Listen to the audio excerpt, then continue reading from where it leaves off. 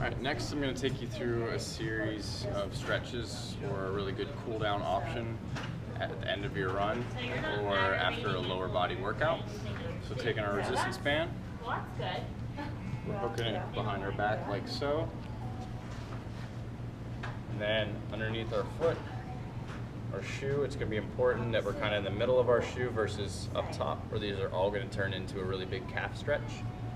So here, if we need more resistance, we can always loop the band around our shoe just to add a little more challenge. So first one we're going to need to get into is our hamstrings. So what I'm going to do, I'm going to find my natural kind of range of motion in my hamstrings. Also turning my toe out to the outside, so my left foot I'm turning out to the left. Just biases how I'm stretching my hamstrings here.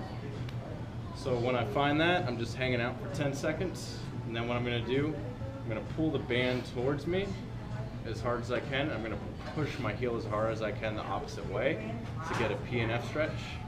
So 6 seconds, I'm going to push as hard as I can. Then I'm going to take a deep breath in, be able to pull back, greater range of motion, get a bigger stretch.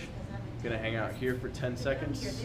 I'm going to do that about 3 or 4 times on this side.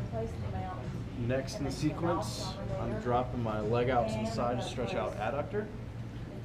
So it's going to be the same, where making sure my toes rotated out. I'm pushing as hard as I can towards the wall that way. For 6 seconds, I'm pulling the band in the opposite way. So 6 seconds, deep breath, relax, to be able to come back further in my range of motion. And then next, I'm going to take my leg opposite way. It's going to stretch out really a lot of glute muscles and then my hip there. And then it's the same drill where I'm pushing my heel as hard as I can towards the wall, but pulling band opposite way for 6 seconds. Taking a deep breath in, relaxing, I'm going to get greater range of motion, stretch out that glute and hip. And then after that, next in the sequence, I'm taking the band off. I'll show you on the opposite side because it's going to be a little easier. So hooking my foot under, or the band underneath my shoe, and I can be on my side. So this is going to be a great way to get into hip flexor here.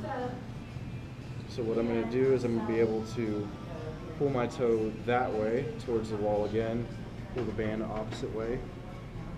6 seconds. Deep breath in, relax. I can choke up on my band, be able to pull into greater range of motion for hip flexor. Last one, I'm going to get into quad more. So I'm relaxing and just rotating over onto my stomach. So band's in the same position.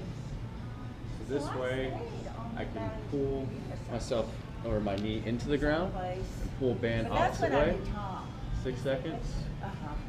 Relax, choke up on the band, take a deep breath in, getting a greater range of motion to stretch out my quad.